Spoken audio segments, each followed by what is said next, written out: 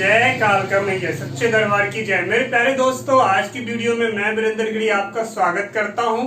इस वीडियो में मैं आपको सिखाने जा रहा हूं कि आपने अक्सर देखा होगा जब आप इंग्लिश यानी इंग्लिश सेंटेंस का आप हिंदी में ट्रांसलेट करते हैं और जब आप हिंदी के वाक्यों को इंग्लिश में ट्रांसलेट करते हो तो उस टाइम आपको टेंस को पहचानने में बड़ी दिक्कत हो जाती है। यानी कि आप जो है टेंस को पहचानने में आप कंफ्यूज हो जाते हैं, आप गलत ट्रांसलेट कर देते हो क्योंकि आपने टेंस को सही नहीं पहचाना था। यानी जो वाक्य है वो वाक्य किस टेंस का था आप समझ नहीं पाए। तो इस वीडियो को देखने के बाद ये जो कंफ्यूजन है टेंस को पहचानने को लेके ये पूरी तरीके से खत्म हो जाएगी।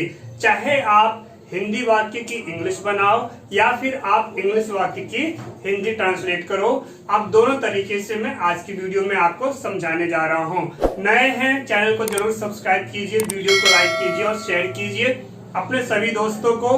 बाकी ये नंबर आपको दिख रहा है, इस नंबर पे आप मुझसे जरूर कांटेक्ट करें। आप ऑनलाइन क्लास के जरिए इंग्लिश सीख सकते हैं, पढ़ना लिखना बोलना और समझना। नजदीक रहते हो तो होम ट्यूशन ले सकते हो या फिर आप हमारे सेंटर पे आ सकते हैं। प्लीज आप मुझे इस नंबर पे व्हाट्सएप करें। चलिए आगे बढ़ते हैं और समझते हैं। देखो, सबसे पहली बात यह है कि हमें टेंस आज समझेंगे, हम ये समझेंगे हिंदी और इंग्लिश दोनों कॉन्सेप्ट को समझेंगे। आपको पता होना चाहिए कि आप जब ट्रांसलेट करते हैं तो वो एक वाक्य होता है और वाक्य जो है उसकी एंडिंग भी होती है। देखिए समझिए, एंडिंग जो होती है आपको यहाँ ध्यान देना। जैसे मैं उसके घर जाता हूँ तो आपने देखा लास्ट में क्या होता है, हूँ। तो इसी तरीके से आप समझ गए एंडिंग का मतलब वह है कल बाजार गई। तो यहाँ पे आपने देख लिया लास्ट में क्या आ गया, ही। तो आप यहाँ पे ये जो ई लिखा हुआ है इसके आगे चलते हैं, आप कब आओगे। तो आप यहाँ देख सकते हैं यहाँ पे लिखा हुआ है गे, यानी कि आप कब आओगे। तो इस तरीके से आप समझ गए कि वाक्य का अंत क्या होता है। हिंदी में वाक्य का अंत क्या होता है, क्योंकि ये बहुत जरूरी है आपके लिए जानना। चलिए अब इसके आगे देखते हैं। बने रहो, टाइम दो तभी सीखोगे। आप टाइम ही नहीं दोगे तो फिर कैसे सीखोगे। सीखना आपके लिए जरूरी है। चलिए आगे बढ़ते हैं और समझते हैं। देखिए, सबसे पहली बात आपको ये पता होना चाहिए कि हेल्पिंग वर्ब क्या होता है। सबसे पहला कॉन्सेप्ट तो हेल्पिंग वर्ब जो हमारे होते हैं वो होते हैं is, am, are, has, have, was, were, had, shall, will, shall have, will have, etc। ये जो है मेन हेल्पिंग वर्ब होते हैं। ये आपके दिमाग में आपको बिठा के रखनी है क्योंकि इससे हम इंग्लिश के वाक्यों को समझेंगे कि वो किस टेंस में है। अभी देखिए, बने रहिए, ये वीडियो खत्म होएगा फिर आप भी कहेंगे कि सर बिल्कुल ही सारे कंफ्यूजन जो आपके थे वो खत्म हो गए हैं, अब कोई कंफ्यूजन नहीं बचा। चलिए आगे देखते हैं इसके आगे। अब देखो हम आगे बढ़ते हैं तो टेंस हमारा क्या होता है, तीन होता है, present tense, past tense, future tense. Present tense का मतलब होता है वर्तमान काल, पास्ट टेंस का मतलब होता है भूतकाल और इसके आगे चलते हैं तो इसके आगे हमारा जो है फ्यूचर टेंस यानी कि भविष्य काल। अब देखो हिंदी में आपको पहचानना है तो हिंदी में पहचानने का तरीका क्या है कि आपको देखना क्या है, वाक्य का अंत कहाँ खत्म हो रहा है। तो वाक्य का जब आप अंत देखोगे, अगर आप ये देखना चाहते हैं कि कौन से वाक्य, हिंदी वाले वाक्य जिसकी आपको इंग्लिश में ट्रांसलेट करनी है, आप देखना चाहते हो कि वो कौन सा टेंस है, तो देखो वाक्य जहां खत्म हो रहा है आपको वो देखना है। क्या वाक्य के अंत में है, हूं, हो, है, हूं, हो, है मिला आपको, इनमें से कोई एक मिल गया तो वो प्रेजेंट टेंस में जाएगा।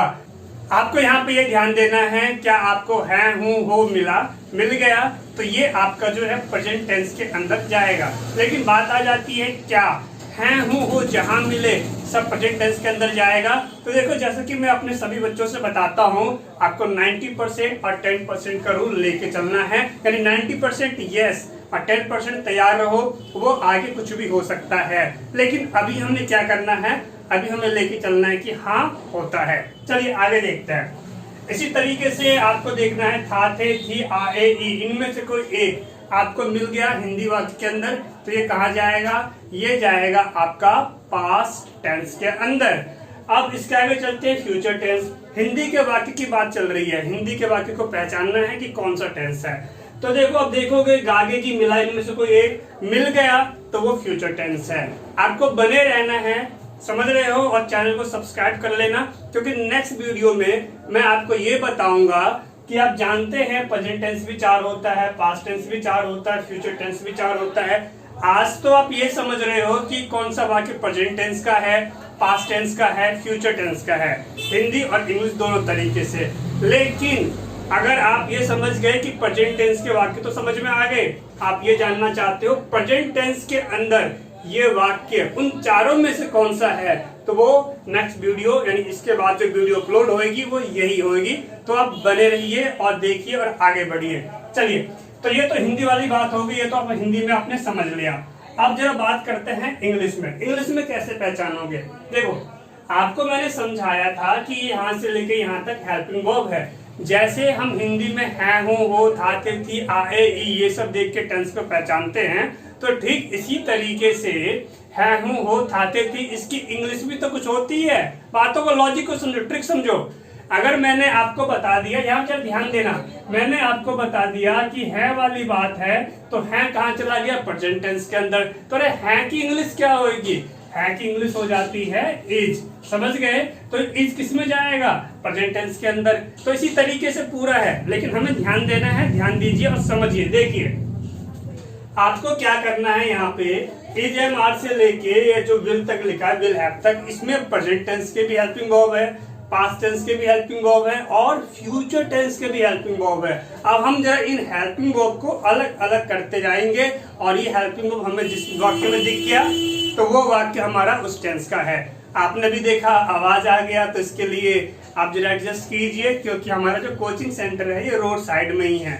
चलिए देखते हैं, समझते हैं। देखो, अगर आपको किसी सेंटेंस के अंदर आप इंग्लिश के वाक्य को हिंदी बना रहे हो, ट्रांसलेट कर रहे हो, तो आपको देखना है क्या उसमें is am are has have, क्या ये है? Is am are has have, क्या ये है? अगर ये है तो वो प्रेजेंट टेंस का है। समझ गए? यहाँ भी 90% और 10% रूल लागू हो जाता है। तो आप इतना समझिए कि ये प्रेजेंट टेंस होता है। हम आगे और जो आप ऑनलाइन क्लास ज्वाइन करोगे तो उसमें मैं इसको और भी डिस्कस करके समझाऊंगा सारी बातों को, नहीं तो वीडियो बहुत लंबी हो जाएगी। चलिए, इसी तरीके से आपको सेंटेंस में देखना क्या वॉज वर हैड है, अगर मिल गया तो इनमें से कोई एक, तो वो आपका है पास्ट टेंस। अब आगे चलेंगे तो शैल, विल, शैल है, विल है, क्या ये है, तो ये क्या है? ये है फ्यूचर टेंस। समझ में आया? बहुत अच्छी बात है। देखिए, अब जब हेल्पिंग वर्ब की बात आ जाती है तो हेल्पिंग वर्ब में हमारे सामने जो है दो कंडीशन आ जाती है। एक कंडीशन हो जाती है जिसमें वर्ब लगा होगा सेंटेंस में, दूसरा कंडीशन आ जाता है जिसमें वर्ब नहीं लगा होता है। वर्ब यानी कि क्रिया, क्रिया यानी कि कार्य, यानी कुछ भी करना, आना जाना, उठना बैठना, खाना पीना, कुछ भी। समझ गए? चलिए आगे देखते हैं, समझते हैं। तो केस 1 की बात करते हैं, तो जो नॉर्मल हेल्पिंग सेंटेंस होते हैं, जब क्या हो, वर्ब नहीं होगा, यानी कोई काम करने की बात नहीं है उसके अंदर, तो उस कंडीशन में क्या होएगा उसको समझिए। उस कंडीशन में आपको देखना है, देखिए जैसे वह मेरा भाई है, तो इसकी इंग्लिश क्या होती है? He is my brother. हमें ध्यान देना है अभी इस इंग्लिश पे। तो आपको क्या ध्यान दिया आपने? इज देखा, और इसके साथ क्या इसमें कोई वर्ब है? तो इसमें कोई भी वर्ब नहीं है, कुछ भी काम नहीं हो रहा है। तो लेकिन इज दिखा आपको, इसका मतलब क्या है? ये प्रेजेंट टेंस तो है, लेकिन प्रेजेंट टेंस के ये हेल्पिंग वर्ब है। देखो, अभी आपको ये भी क्लियर रखना है कि कौन सा हेल्पिंग वर्ब है और कौन सा टेंस है। तो अभी आपको ये भी ध्यान रखना है। अभी फिर से ट्रैफिक की आवाज आ गई ना, तो क्या कर सकते हैं? देखिए, समझिए।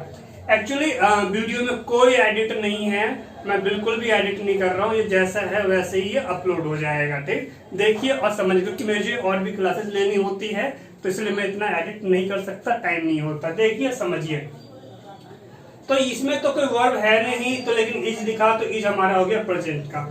इस तरह से आगे चलिए, तो यहाँ देखिए, यहाँ आपको वॉज दिखा, मैं कल उसके साथ था।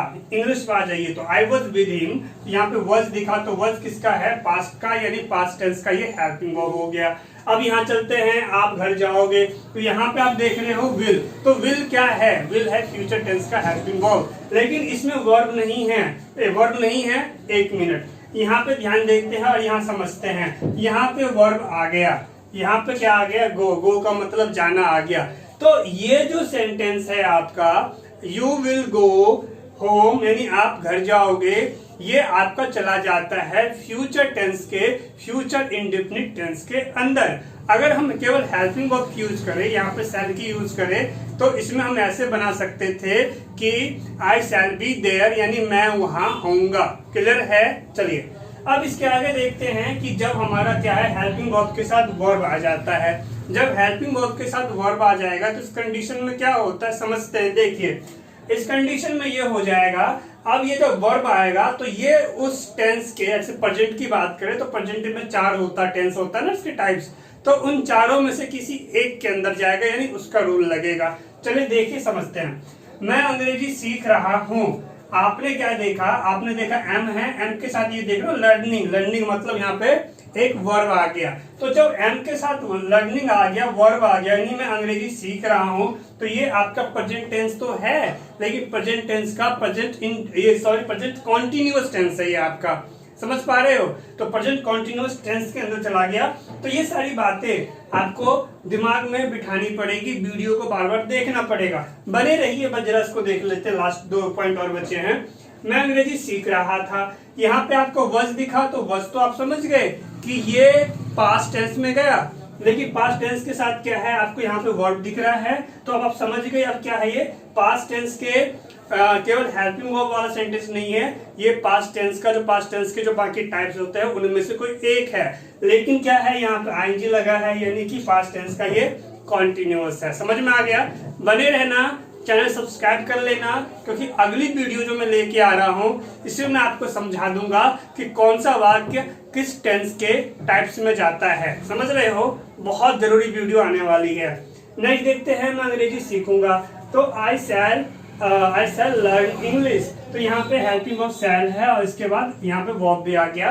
तो इस तरीके से आप समझ सकते हैं कि ये जो है हमारा फ्यूचर टेंस का इंडेफिनिट सेंटेंस है, यानी फ्यूचर टेंस में जो फ्यूचर इंडेफिनिट टेंस है उस टेंस का ये सेंटेंस है, और सेंटेंस कौन सा है, एफर्मेटिव सेंटेंस है। क्लियर हो गया? समझ गए? कंफ्यूजन नहीं होनी चाहिए। चलिए तो आज की वीडियो को यहीं रोकता हूं, मैं आपसे जल्द मिलता हूं अगले वीडियो में। ऑनलाइन क्लास से पढ़ाई करो, होम ट्यूशन लो, नजदीक हो, या फिर हमारे सेंटर पर आके भी पढ़ाई कर सकते हैं, क्योंकि पढ़ना आपके लिए जरूरी है। और आपसे जल्द मिलेंगे ऑनलाइन क्लास में, डेमो क्लास में। Thanks for watching, take care, see you next video. जय हिंद, वंदे मातरम।